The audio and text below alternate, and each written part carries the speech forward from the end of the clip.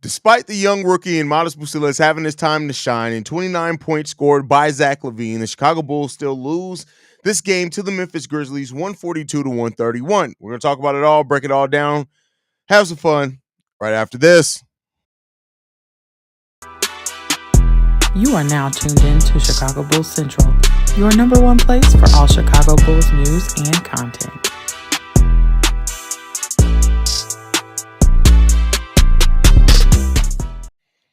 What's going on, Bulls fans? Welcome to another episode of Chicago Bulls Central, your number one spot for everything Chicago Bulls related. I'm the host there, Haize. But more importantly, you guys can follow the channel at Bulls Central Pod on every social media platform we happen to be on. With that being said, let's go ahead and get into this content today. And the Chicago Bulls got beat, man. Yeah, they lost this game to the Memphis Grizzlies. When you look at the second half, and I'm not blaming it just on the second half, but because it really does come down to execution by the Bulls. But in the second half of this game, the Memphis Grizzlies, because the Bulls were only down by 4 in the first half.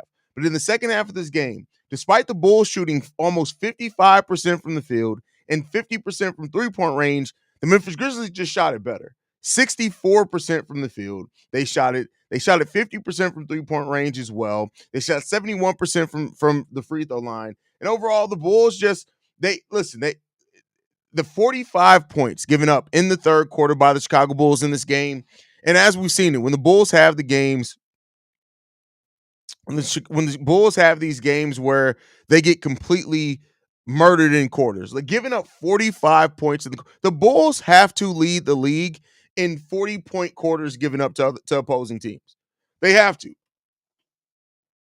We've seen more 40-point quarters by teams against the Chicago Bulls than I think we've had at any other point in the Bulls' history. It's really bad. It's really bad in this case. The Bulls got to play better defense. Coby White got completely and utterly murdered by Scottie Pippen Jr. to start out the second half of this game. We're talking about in the third quarter. Let me bring up the stats real quick. In the third quarter of this game, Scottie Pippen Jr. went 6 for 6 from the field, 1 of 1 from three, 1 of 1 from the free throw for 14 points in just the third quarter of this game. He killed Coby White dramatically in this game. It wasn't even like Kobe got. I don't know what's going on with Coby White. I don't know if he needed to drink some milk. I don't know if maybe he has a little bit of food poisoning. I don't know what it is. But listen, while Coby White has never been a great defender, I'm going to be clear. In no way I'm trying to act like Coby White's been this amazing defender over the course of his career or anything like that, because he hasn't, right? And that would be that would just be a lie if I did try to say something like that.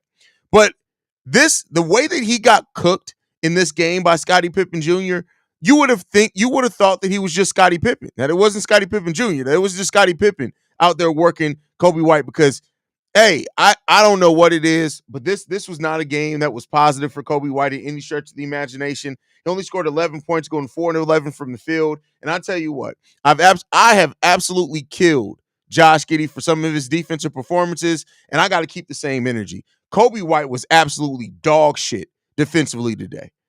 And he really got to look himself in the mirror and ask himself as a man, why the hell did you not think to play any what was it today that happened?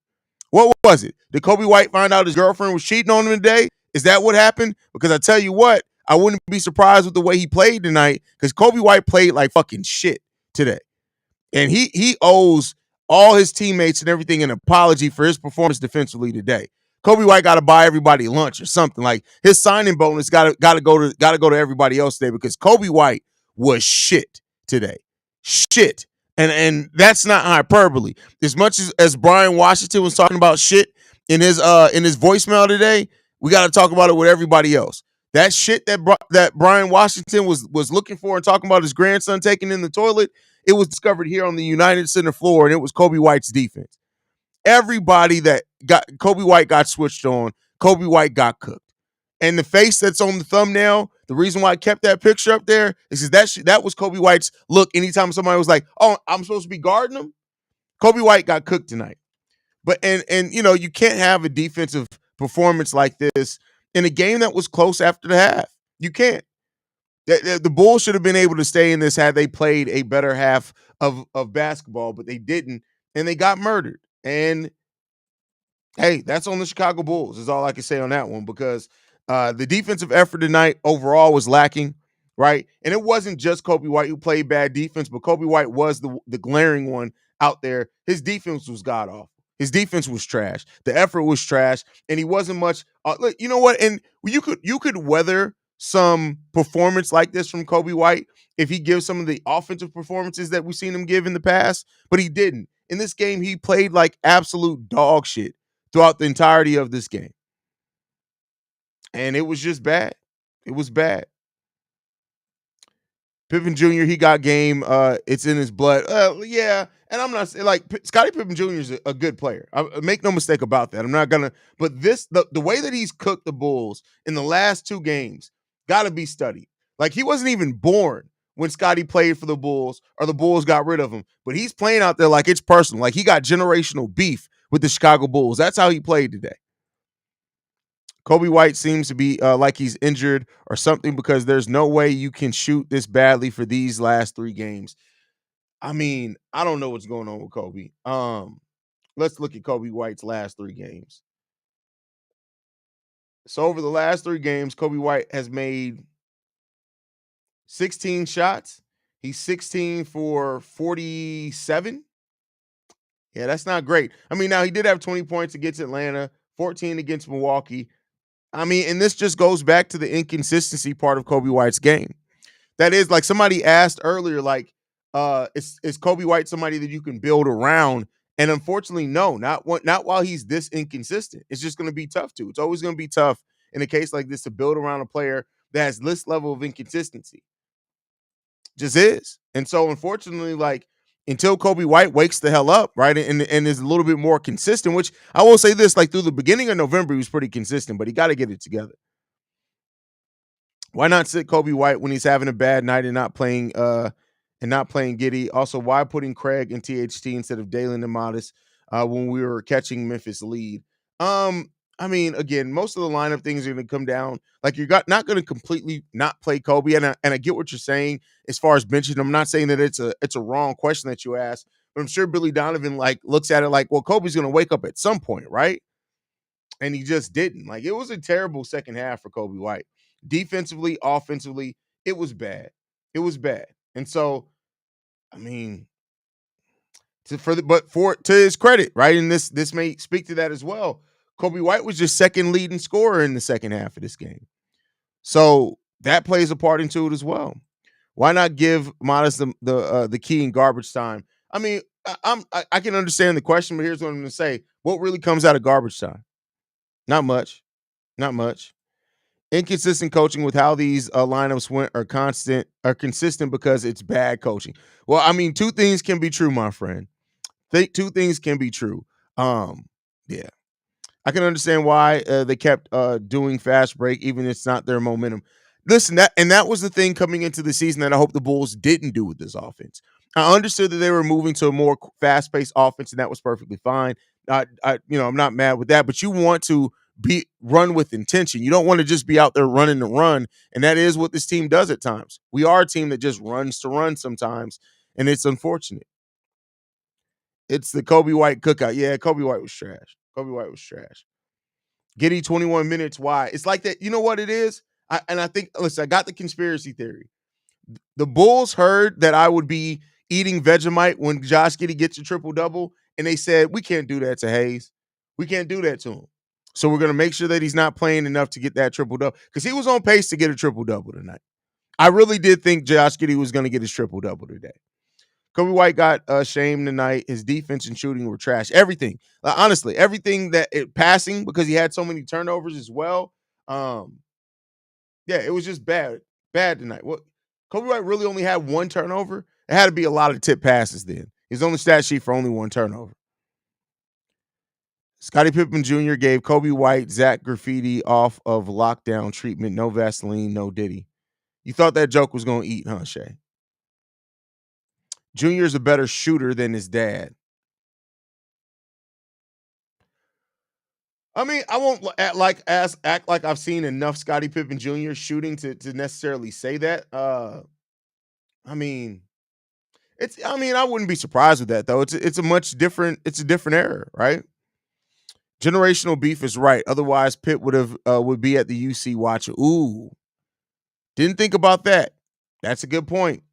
When your perimeter defenders are Kobe White and Josh Giddey, and you have no rim protector, that's barbecue chicken right there. Yeah, I mean, listen, and that is part of the reason why the Bulls do average as many points in the paint, giving up is what they do because the perimeter. I have this conversation with a lot of people where they're like, "Oh, our points in the paint are so bad because of Vooch," and it's like, nah, you got to actually watch these games. It's not just because Vooch has actually been okay on ball. Now, post pick and rolls, he's been bad. Post drives, he's been bad and terrible. But it's not just because of Vooch. It's a lot because of what we give up on the perimeter and how open we give that lane to. And 64 points in the paint again tonight. Tough. Tough. Franz has another great game. What does Franz have to do with this? Watch how this team trots down on the defensive end. There's no discipline whatsoever. Well, and you know what? I mean, as much as Billy Donovan talks about like, oh yeah, we're not going to be a good defensive team. I wonder how much of that because again, I personally do think that when your coach has to have faith, right? For example, I always go to Jaden Ivey. You look at how bad Jaden Ivey played at times last year, especially when Monty Williams was playing Killian Haize over him. Now look at Jaden Ivey when he has a coach that believes in his skill set, right? When you have a coach that and Billy Donovan, who's talked so much since media day about how bad this Bulls team is going to be defensively, I wonder how much when the Bulls go in like this rut defensively, Billy Donovan's just like, yeah, I knew it, rather than try to coach you out of it, right? And not to say that Billy Donovan can really coach this team much out of the defensive limitations that they have, just saying though that when you have a coach that doesn't really believe you can do something, it's kind of hard to, they're not going to really coach much more of that. Bulls need to change the rotation once Billy gets fired. I mean, every coach is going to have a different balance to the rotation for sure, but pretty much your guys are. It's not like Billy Donovan isn't playing your best guys.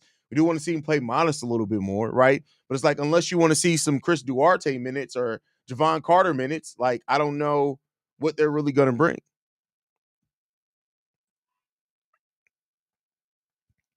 Hayes, I understand what you meant when you said this team is going to be fun to watch, but we're going to lose games. But damn, I at least expected effort every single fucking game. It is the second of a back to back, and I don't like to give that out as like a caveat because I think you're an NBA player. This is part of your job. You knew that you're going to have some back to backs. You got to have your conditioning. Hell, Billy Donovan said in training camp, we got to be the best conditioned team in the league. Unfortunately, you know, it happens sometimes. Tonight was horribly coached by Billy, like most nights, and the players need to be held accountable. But he really has no idea how to work this team. Yeah, and we've talked heavily about that. Billy Donovan's rotations leave a lot to be desired. The way that he uses players at times leaves a lot to be desired. The fact that we don't run more off action sets for Zach LaVine when he's one of the best off ball players in the NBA is really weird. TBO says we need lose games. We need, oh my God. Did Shea take over your spirit? We need to lose games, though, but develop the young guys at the same time. For real, for real. For real, for real, you need to learn how to spell. For real, you need to learn how to spell. You need to get your life together. You got to stop doing crack. Got to get your life together, my boy. You know this team's going to lose to the Wizards, right? Listen, I hope not. I really hope that I don't have to talk about a Wizards loss. I mean, I wouldn't be surprised. At this point, and I've been saying this back for about 2-3 years now. This Bulls team can win against anybody. This Bulls team could lose to anybody. That's just the way that it goes. Like, and unfortunately, as much as we're talking about like Kobe White's inconsistencies, the inconsistency of this team overall is terrible. It's bad. Right? We got to get it together.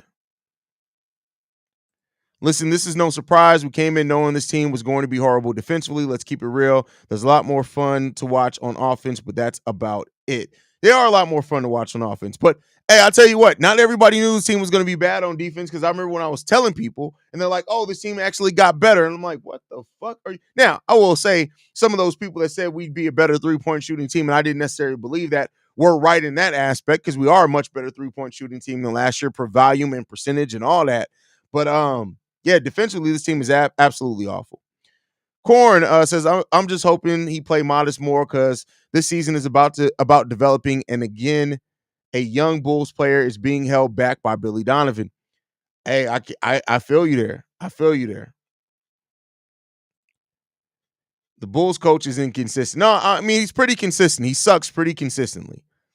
Yo, I ain't smoked cracked in 1 month because I'm just focusing on weed right now, though. That's crazy. That's crazy. That's wild. That's a wild statement. This is where I was going with that. Watch us lose to the Wizards, beat the Celtics, then get absolutely flogged by the Magic. Oh, listen, if they beat the Celtics, I listen. I'm not to say that that solves everything, but I would absolutely love to just be able to say that. So I'm not even mad at you there.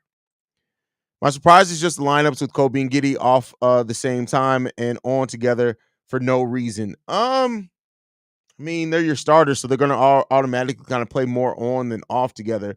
But I think Kobe was doing better when he was the stagger guy for sure. But I think some of the injuries has definitely changed the rotations pretty badly. So I think that's a part of this as well.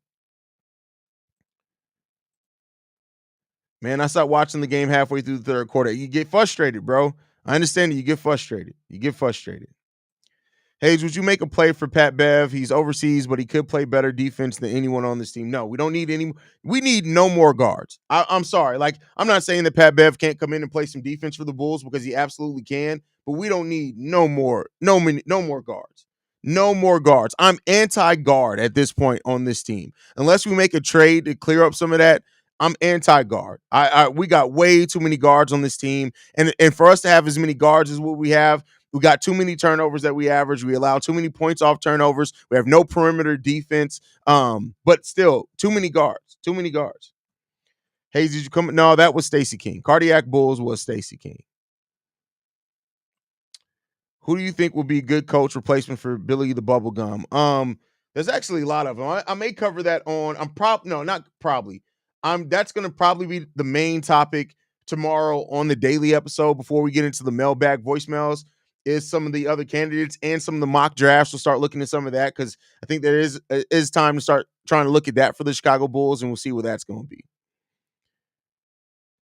I will say live calling for this team is tough as fuck. Such an exciting moments, but they make you go full blown rage to the subscribers, and there's nothing you can do about it. Yeah, there's nothing. This is why I couldn't live call. I'm too much of a passionate fan when I'm watching games to really live call anything, and it's just not my skill set because I end up just yelling, screaming, and cursing, and that's not really entertaining for anybody.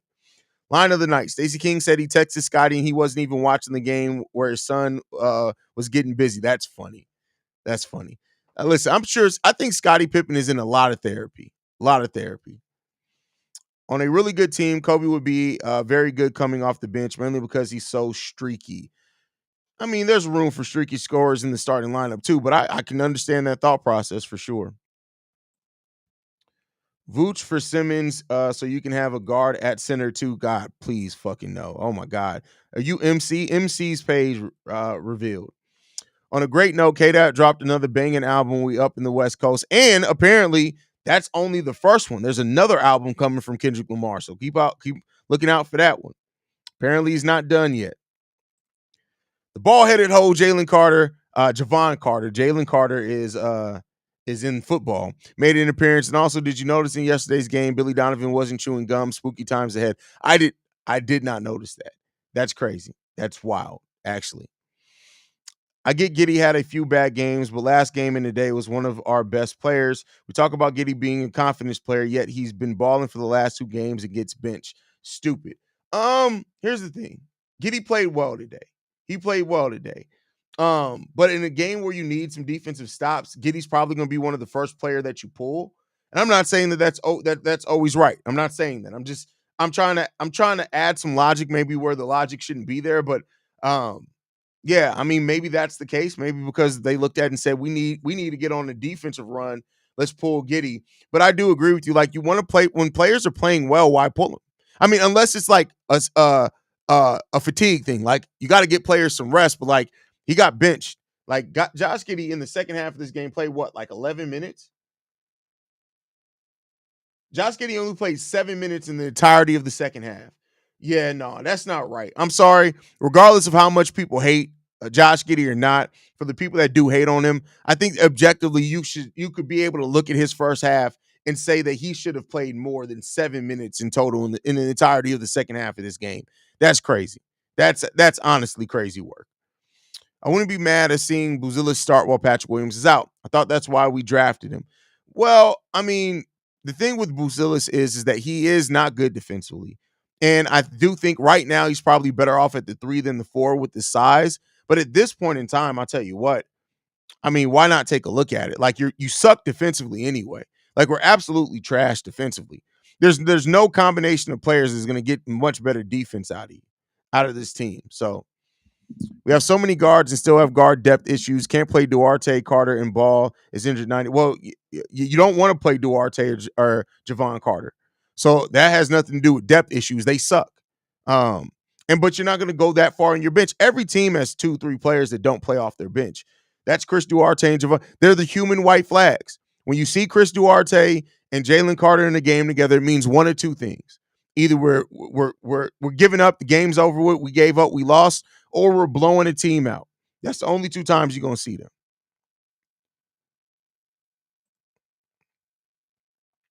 Even Australians hate Simmons, not to Simmons, big no to Simmons. Yeah, no, we're good on Ben Simmons. Jalen Carter Smith, that's crazy. Giddey definitely shouldn't have played only 7 minutes. Yeah, and that's criminal. I'm not even gonna lie to you. I don't care. I don't care how bad his defense was or was not, right? A player that played that good when they had almost a triple double in the first half of the game should be given more than 7 minutes to play in the second half of the game. I'm sorry. He just should have. Everybody time Pat play well.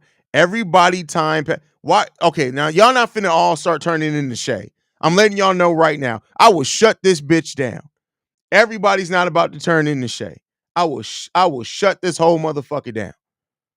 Get your life together. Now, every time Pat play well, Billy pull him out. That's why he's the same 4 years later. No, that's not why. It's his own confidence. That's not why. I'm sorry, bro. You cannot convince me this team isn't tanking, won't buy it. All right, well, I mean, you can say that, but okay. I mean, you're wrong, but okay. Thumbs down on those uniforms, but you wear would bring the highlight, looks tight. I love the uniforms. I honestly do. I love the Bulls uniforms. I do think that they would pop more on a different court. You know, like some teams have city edition courts where they have a different court, and it's outside of the NBA Cup courts, but they have their own city edition courts. I think the fact that it's a white jersey with light tan, or because I don't think it's actually gold. I think it's like a very light brown and grayish, whatever that color is, on a brown court with red. I think it doesn't really make it pop, but I actually like the uniforms. I have the uniforms. Modest sucks on defense due to the fact that he's not used at the NBA level yet, but I guarantee you if he gets minutes, he'll possibly could see you kill yourself. He possibly could get better. Possibly. He also possibly could get worse, right? How are you going to guarantee something and then say possibly? Shay, you spelt everything right, but you also got to get things together. You try to qualify too many things. Either if you're going to guarantee it, stand 10 toes down in it. Don't guarantee it and then end it with possibly. Don't do that. If you're going to guarantee it, I'd much rather see you stand on the guarantee, Shay. Stand on that fucking guarantee. Don't say, I guarantee he could possibly. What? That doesn't make any sense. Giddey should have played twice as much in the second half, so we lose by twice as well. Here it goes. JDH is just as bad as anybody else. City edition uniforms look clean. I like the City edition uniforms. They weren't bad to me. Let's say the elephant in the room is Billy Donovan about to do the same thing he did to Mirotic. He's going to have modest regress if he doesn't play him. I mean, it's his rookie year, so I'm not going to say that. And Billy Donovan never had Mirotic. You mean Laurie? Because Billy Donovan never had Mirotic.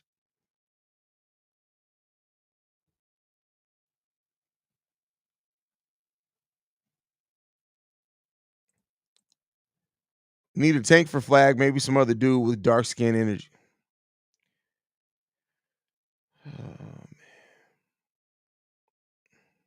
UC seems more like his home disadvantage than advantage. Every team comes in there and shoots lights out. I mean, we've been a better road team than the home team for sure so far. So Craig as the go-to power forward for key lineup over several better players, all taller too. Give me some Giddy at power forward over. Oh, you want to see worse? Giddy is not a power forward. Jesus Christ. Jesus Christ. Come on, man. Haize, no, not feeling City Edition jersey. Needed some red to make it pop and not look so soft. Jersey looks. Diesel, what are you talking about, bro? The jersey looks fine. I mean, you don't have to like the jersey, right? But the jersey looks soft. Like, what are you talking about, bro? Haize, love your work. I know this has been asked before, but where do you get your gear from? Oh, Jesus. Okay. So I'm pretty much have this spilled down. So Fanatics, Lids, New Era, Pro Standard, Culture Kings. That's basically the main places where my stuff come from. I get some stuff like this jacket came from Hibbett Sports. Apparently it's a Pro Standard jacket, but it's not on Pro Standard's website. It's an exclusive Hibbett Sport. I didn't even know Hibbett Sports because we don't have them much here. But apparently Hibbett Sports has a deal with Pro Standard where they make some gear that's exclusive to Pro Standard. So, and not just for the Bulls, for all NBA teams. So sometimes you got to check everywhere. The Bulls struggle defensively with the whole league in the Adam Silver era. Don't value defense. For example, look at the final score of this game. No, I can't say the whole league doesn't. When you look at some of the best teams in the league, they know how to kick it in defensively. They just do. When you look at teams that usually win the title, they usually have a nice defensive uptick. So so I mean, yes, offense is taking more of a spotlight because of shooting and things like that, and Steph and the Warriors, but defense still does matter. How come the Bulls don't draft defenders? They just need to draft a Taj Gibson or Thabo Sefolosha. The Bulls don't draft defenders after they drafted Patrick Williams, Dalen Terry, and Ayo Dosunmu?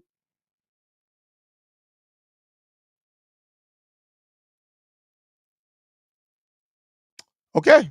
All right. I mean, hey. Hey,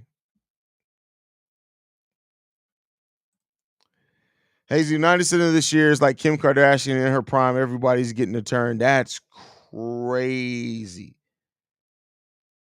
That's crazy. I don't think how the Bulls perform is Billy's fault. This team is just less talented than literally everyone else who took a two-way player on this team. Literally no one. Yeah, but there still is some coaching issues. Coaching is rotation. That's coaching for sure. Having players that don't move without the ball, that's part of coaching. It's still part of the execution of your players. So no, I mean, coaching doesn't get a pass from this one on me. Looks like you must not seen very many G League teams, Big Diesel, because this jersey would easily be the best jersey in the G League by far. G League jerseys look like high school jerseys, so no, bro, you're tripping. You just don't like the jersey, which is fine, but no, it doesn't look like a G League jersey. I believe Lonzo still has to play 2 more games to reach 40 games played for the Bulls. At which point we paid him $1 million per game. Just realized that. Yikes, that's crazy. What are your thoughts on Patrick Williams and Modest Busilla's future front court? It could work. It could work. I think that they like where Modest is more aggressive at, and where Modest is stronger offensively. Patrick Williams is stronger defensively. And I said it in the halftime hangout. Modest's ability to drive, and he's a solid passer. Could be.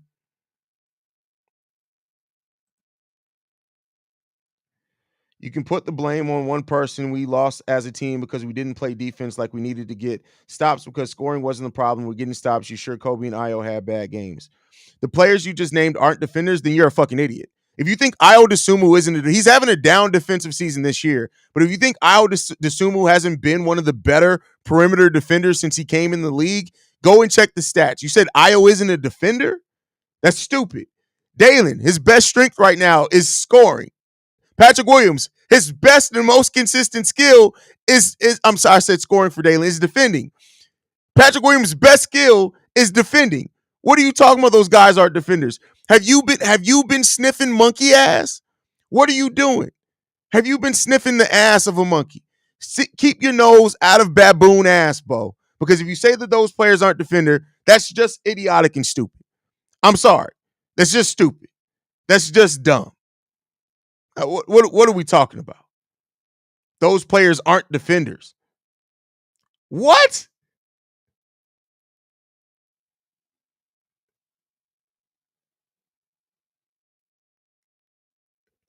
Hey, man. Hey, listen. Everybody looks at the world differently, man. I love P. Willie though. No Diddy. That boy's good. I mean, you could say you love like that's not a Diddy thing. The call for Giddy power forward tonight was just how little I want Craig out there. Uh, would take Booz or Terry over Craig for those minutes. I mean, Torrey Craig was bad tonight. Torrey Craig was absolutely shitty tonight. He was bad tonight. He was bad tonight. He's on that chimp shit. Like it's just like, hey, bro, you got to be eating bat guano and for that, like those guys aren't defenders, bro. What the fuck are you talking about? Haize, call me asshole. I guess what that is, but I don't think we should re-sign Lonzo Ball after the season. This guy's pretty much done. He's making Derrick Rose look much more healthy when he played for the Bulls.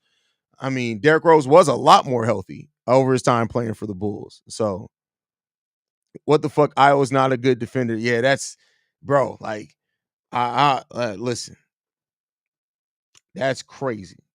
That's crazy. Outside of Flag and Bailey, who are you most hyped for from the? Oh, everybody. Malik, Hugo Gonzalez. There's a couple of other guys. There's a lot. This is and it's not just those two guys. Literally, this is a draft where I believe the players that are probably going to go top 10 all could have been number one overall picks in any of the last 3 or 4 drafts. This is a really good draft. This is a really good draft. Speaking of Io, what do you think is the reason why his defense is so down? Everything's down for Io. The offense, the defense, I don't know what it is. I don't know what it is.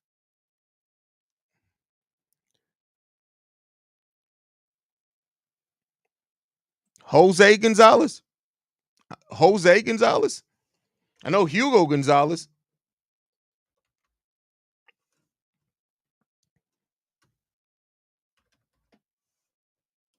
That's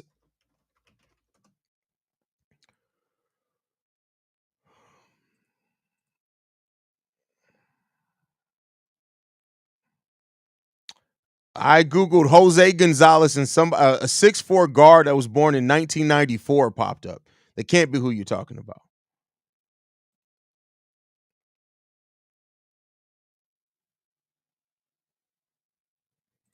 The Bulls have good defenders, but they not locked down. Now that I agree with. That I definitely agree with. I definitely agree with you there.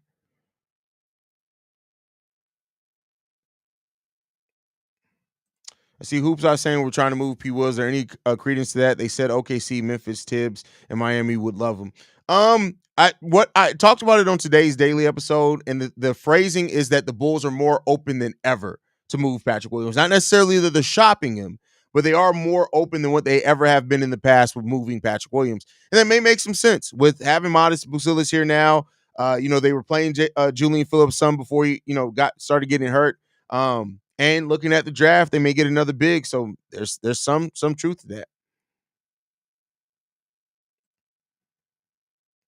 Yeah, being in Australia, I don't get to watch much college ball. Difficult to watch here, so it's good going into the draft with an idea of going into the draft with an idea outside of others' opinions and articles. Oh, listen, BK, if you got time, I know that you're a busy man. You cover a lot of sports, but I can tell you how you can watch them at no cost. Holla at me on Facebook. You got me on Facebook. Holla at me on Facebook. The Bucks are rumored wanting Torrey Craig. In your opinion, who do you want in return? At this point, it's not about who you want in return, like because you're not going to get anything back for a vet minimum player in Torrey Craig. It's about if you can get multiple seconds or a second round pick, and then what was rumored in that deal was Mojan Beauchamp. Well, I'm not the hugest guy on on Beauchamp at all, but I do think if you can get a young, because he was just drafted 2 years ago, you get you a guy who has the upside of a wing defender. You can see what you can do there.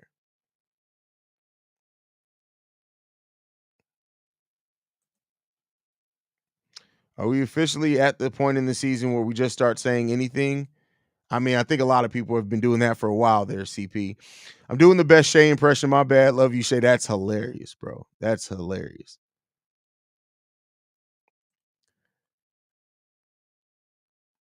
I know it's too early right now, but will you make a video in the future close to the trade deadline about trade ideas? I made a video I don't do trade idea videos. So here's the thing, whether it's me and my literal brain, so you really won't get a video from me like Jamal does over at Bull Central. I'm like, hey, these are a bunch of trade ideas I cooked up. It's not really my thing. Now I will talk about the trade rumors. I did that some today for sure. How silly is that? The Bulls are listening to trades for people after he resigned and after they draft Modest. That's funny. Why don't they do divisions and wild cards for playoffs? Tired of hearing the East is bad after expansion. Shouldn't Memphis and Minnesota be in the East? Not really. Not really.